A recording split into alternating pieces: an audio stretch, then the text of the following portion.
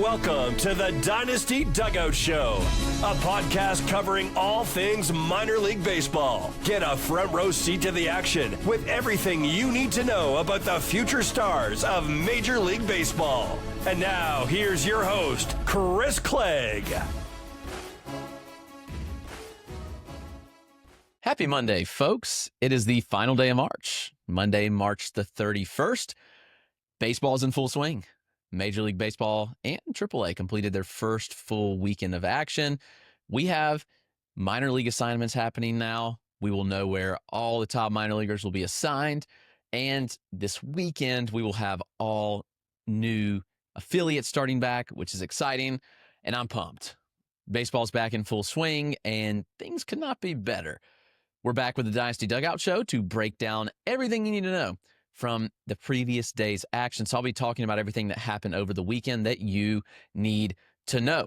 But first, this show is brought to you by Connect Roasters. That's Ian Happ's coffee company. Connect Roasters makes an incredibly smooth blend of coffee, and you can get the Gold Glove blend, which is Ian Happ's specialty. Buy one, get one 50% off by going to Connect Roasters and using the code Dynasty Dugout, or use the link in the description. It is a tremendous cup. Almost done with mine this morning. I cold brew it, put some cold foam on top. Delicious. We're also brought to you by Chinook Seedery. Chinook Seedery has the best seeds in the game. Take them wherever you go. Go to the ballpark, take them with you. Your kids play ball, take them with you to the park. Your kids' team? Absolutely. You can get 10% off using the code The Dynasty Dugout and get your favorite seeds in the game for you today. Let's dive right in. Right off the top, I want to talk about A.J. Smith-Shawver, who didn't put up the best line. He threw 4 innings with 6 hits and 3 walks, 2 earned allowed. He did strike out 4 batters and generated 13 whiffs. But let's talk about A.J. Smith-Shawver, because the stuff looked pretty good. Like, it looked much better than the results showed. And then the results showed in the 13 whiffs, I thought. He's throwing a new splitter.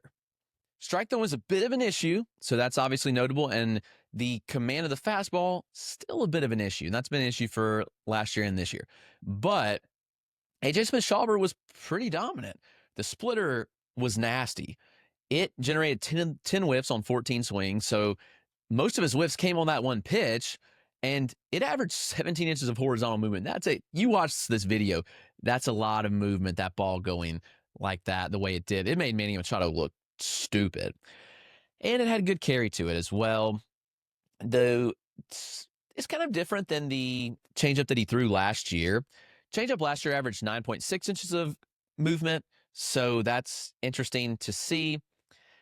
I don't know. I look at this pitch, and I think that there might be some viability to it. Obviously, we saw the results, and he led with that pitch, which was notable. But I think A.J. Smith-Shawver could use it and become his dominant out pitch or whiff pitch.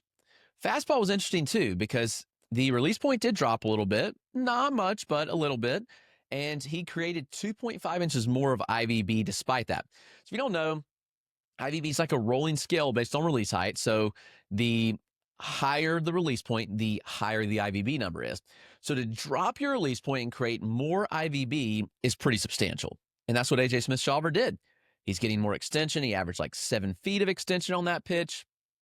All pretty incredible, while seeing a jump in horizontal movement. The results weren't there. The fastball location wasn't good. Like, he got hit around, and I do think that it's just a confidence thing. When you see AJ get confident with the fastball, I think we're going to see the results. He brought back a slider from 2023 in kind of a new form. Plays more like a cutter. Has a lot of carry, average near 10 inches of IVB. Like, that's definitely more cutter than slider range. And it had like 1 inch of horizontal movement. So definitely cutterish, and it said 87.5. The 2-plane curveball was really good as well. Sitting near 78 miles an hour. He used it 23% of the time, had good 2-plane break, and a 33% whiff rate. I think we'll see the arsenal changes lead to better results for AJ. I think it's just a matter of time for him to be able to get the pitch to work, get the confidence he needs with the fastball, and honestly, like, just get him back in his home ballpark. This poor guy has got thrown in terrible environments his entire career. His first year, when he got called up at 20 years old, that's a tough spot to pitch, and I think he went to Arizona for his debut. And then last year, they kind of jerked him around a little bit. I think he pitched in Chicago, and then he pitched in San Diego again in the playoffs last year, and then he's out in San Diego now. So tough environments. Get him at home. Let's see what he can do. I think consistency in the major league rotation will do wonders for A.J. Smith-Shawver. Also, a couple major league hitters to talk about. Jazz Chisholm, I mean, he went 0 for 4 on opening day, and everybody was kind of like panicking. You know, people worry about small samples for some reason. He's quickly found the groove. He had 2-hit day on Saturday with a homer, and Sunday he had 2 homers and 3 hits. People are saying the torpedo bats are the reason, but Jazz is an elite bat. Jazz thrives in an environment where there's fans. He was in Miami. There was no fans. He thrives in a winning environment. What did last year tell you? He got traded to New York in July, and I think he had near 200 plate appearances with a Yankees jersey on, and he paced for 33 homers and 54 stolen bases. I don't think he puts up those numbers, but it's a 30-30 season in order. Yeah, probably so. Sure, there's whiff, there's concern there, but he overcomes it. I mean, when he puts the ball in play, he makes things happen with his speed, with his power. He's lifting the ball more than he has in the past, which is notable. His air rate on batted balls is 87.5% right now, and the hard hit rate sits at 50%. 4 of his 8 batted balls have been in the 100 miles an hour or harder, including 209 mile an hour shots. No stolen bases yet, but he hasn't had the opportunity because of all the homers. We'll get there. I think Jazz is in for a really, really big season, and that's why people draft him so high. He was like a second, third round pick in redraft leagues. There's a reason for that. Jazz is legit. Talk about Kyle Manzardo. He has 2 home runs in 3 games so far. Yeah, I mean, he's hitting the ball hard. He's hitting in the air. Manzardo, I think, could be a guy this year. I do want to talk about a couple more in detail. Matt McLain, I'm kind of pushed back on. Like, everybody was calling for a Matt McLain breakout. I've seen a lot of Matt McLain through his years in the minors and the NFL last year, and there were contact issues. Like, I watched McLain struggle against breaking balls against, like, honestly, mediocre pitching. So that was a little bit of a concern for me. Like, how would McLain play in the majors? Coming off shoulder surgery, shoot, he's had home runs in back-to-back games. He's hitting the ball hard. Yeah, he's striking out a 30% clip, but who cares? It's 3 games. On fly balls, he's hitting fly balls. He has a 101 mile an hour average exit velocity, which is crazy. No surprise he's left the yard twice. Small samples, but I think McLain could be in for a 2020 season. Ryan Mountcastle, he hasn't lit up the box score by any means. If you go to his Fangraphs or Savant page, like, you're not going to see like a box score that looks good, but he's broken his max exit velocity twice. On Friday, actually had the day off Saturday. On Friday, his second game of the year, 115.7 mile an hour exit velocity. That was a new career high. In 2023, his max was 113.6. And then yesterday, 116.7. So he broke it again. How's he doing it? Well, the bat speed's up. The bat speed is up 2 miles an hour. So naturally, when that happens, you're hitting for more power. Bat speed correlates with exit velocity. Shocker. For every mile an hour of bat speed you add about 1.2 miles an hour of exit velocity. That's important. And the fun thing is, Mountcastle registered a swing speed of 83.6 miles an hour yesterday. The highest swing speed we've seen so far this year, 83.8. So Mountcastle swinging harder, hitting the ball hard, the home runs are going to come. I would bet that Mountcastle has his first 30 home run season since 2021 when he hit 33. Going home to Baltimore this week, big weeks in order for Ryan Mountcastle. Very much excited about him. Jacob deGrom was dominant. He's healthy. I mean, healthy deGrom is one of the best pitchers in baseball. There's zero denying that.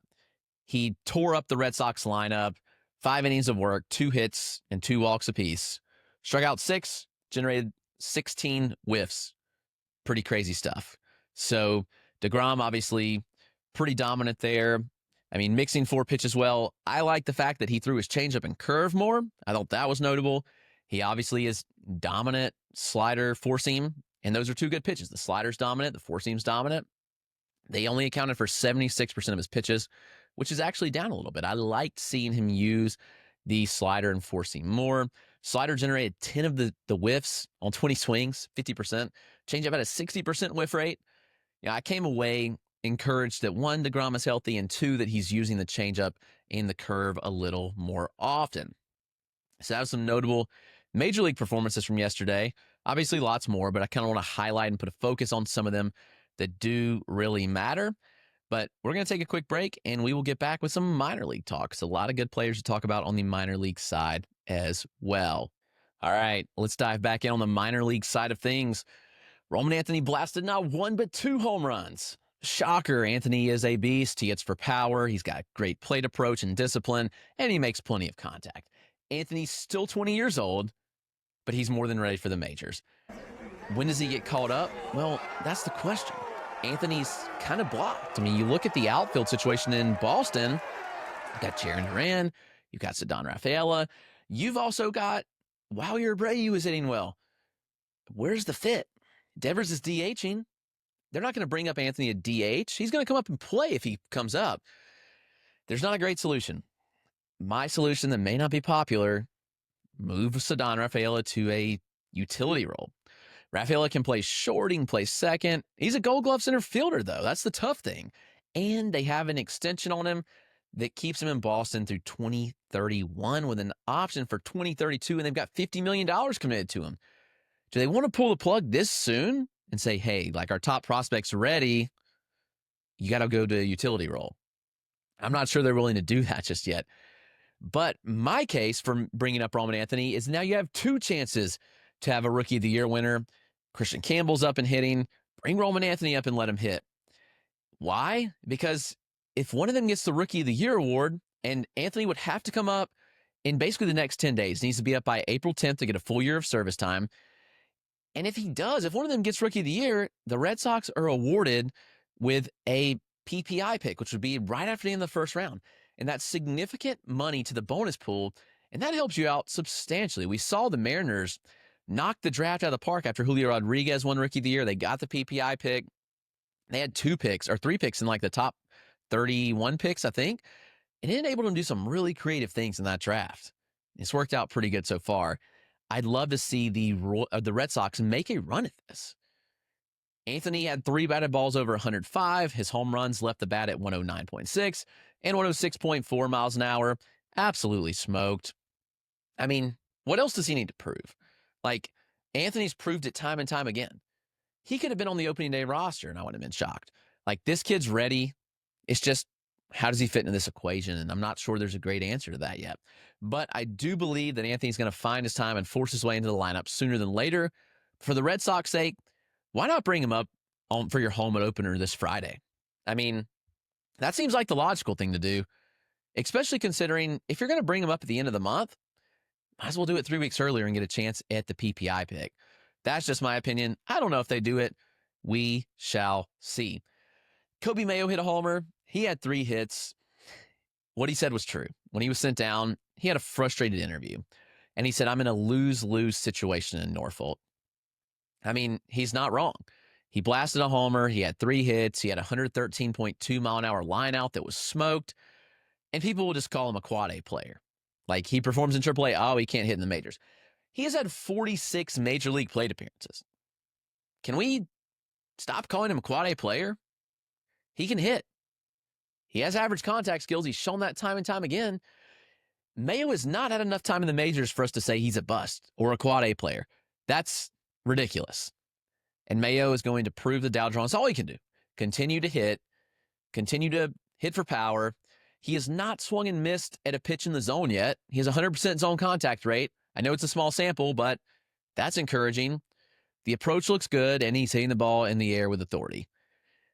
Listen, if you liked Coby Mayo last year at the All-Star break, before he got called up, there's zero reason you shouldn't still feel the same way about him. It's insane that people have written him off this quick.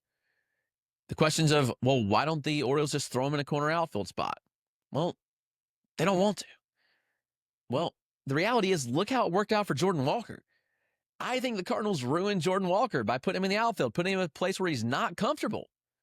And in doing so, the bat suffered because now he's having to learn a completely new position that just wasn't for him. I think the best case for Mayo is to continue to work in the infield at corner infield spots, third or first, wherever it be, mash in AAA, have your confidence working. I mean, he was heating up in spring. Before they sent him down, he was heating up. So he was handling pitching better as actually they weeded out the poor pitching in spring training. Like, the guys got sent down. He was facing more major league pitching. He was hitting. So the best case for Mayo, I think, at this point is probably just to continue to get his work in AAA, hit, and when there's a spot, it comes about. If it's not this year, it's not this year. And it sucks. Like, we all want to see Mayo up. Kowser's out for 2 months. They didn't call him up. They called up Dylan Carlson. Well, yeah, because Mayo doesn't play outfield. So they weren't going to bring him up. If there's an injury on the first base side of things, then maybe he finds a spot. But they also have Ryan Mountcastle, who I talked about earlier, and Ryan O'Hearn, who's hit pretty well. Not going to find a spot at third base with Jordan Westberg there. It's just a really tough spot for Coby Mayo. I would say hold the faith. He will be fine. He just turned 23 years old. He has 46 major league plate appearances. Do not give up on Coby Mayo yet. Couple arms to hit on from Sunday. Jacob Misiorowski, he turned in a gem. 5 scoreless innings with 1 hit allowed against Jacksonville. Some good power hitters in that lineup, by the way. And he struck out 7 and generated 14 whiffs, which was tied for the AAA best on Sunday. Fastballs consistently reached triple digits. He set closer to 96, or 97 actually. He averaged 96.6 on Sunday. Still pretty good. He creates pretty good IVB from a low release point. You can see it right here in the video. It plays up because he gets heavy extension, and the release point is so tough for hitters. It's an outlier fastball. I mean, it is what it is. Is Misiorowski suited better for a bullpen or starter role? Well, I think that at this point, you develop him as a starter. If you said, we're not going to put him in the major league bullpen to start the year, then there's zero reason not to develop him as a starter in AAA. His best swing and miss pitch on Sunday, from a secondary standpoint at least, was his slider cutter. Like, averaged 93, touched 96. Has some good carry to it, a couple inches of movement, horizontal movement, not much. But the cutter plays pretty well off the fastball, and it was working on Sunday. He was throwing his mid-80s curveball with good depth, 6 inches of sweeping action. The curve gives hitters nightmares. When they have to prepare for the fastball, the cutter, and the curve, I mean, it's an impressive arsenal. I think that Misiorowski should be called up soon. This rotation's bad. The Brewers rotation's not good at all. Go look at it. They've had some injuries, and it's just not a good rotation. Misiorowski should be in the rotation and could be a big difference maker. The most eye-popping start in the minors on Sunday for me was Carson Whisenhunt, lefty for the Giants. Whisenhunt's had all the buzz in the world at some points. He's been written off at this point because he can't throw strikes. Well, that's exactly what he did on Sunday. He had a 75% strike rate. He did not walk a batter in 65 pitches and 4.2 innings of work. I think those are the encouraging signs. He outperformed Chase Dolander on Sunday. I mean, you look, he walked more than 11% of batters he faced last year. That's discouraging. But fastball set 93 on Sunday, topped at 95. He averaged 10 to 12 inches of arm side movement, and he added IVB to the fastball. Like, last year, he averaged 14 inches of IVB. This year was north of 15 in his one start. He topped out at 19. Changeup still the elite offering that's always been. It's at around 81 miles an hour, 14 inches of fade, late tumble. That's a beautiful pitch if you want to watch the video on YouTube. 11 of his 14 whiffs came on that offering. I do want to see Whisenhunt further develop his slider. He threw it just 10% of the time. It did not register a whiff.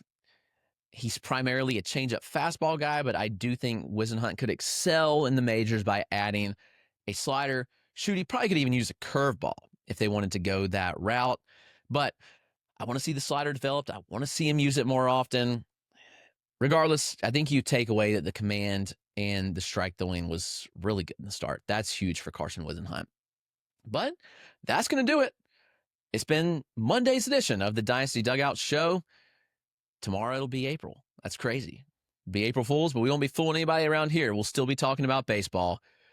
You can join us tomorrow. Subscribe to the YouTube channel, your favorite podcast platform. I would much appreciate it. But we'll talk to you tomorrow, and I will see you then. Have a great Monday, everybody.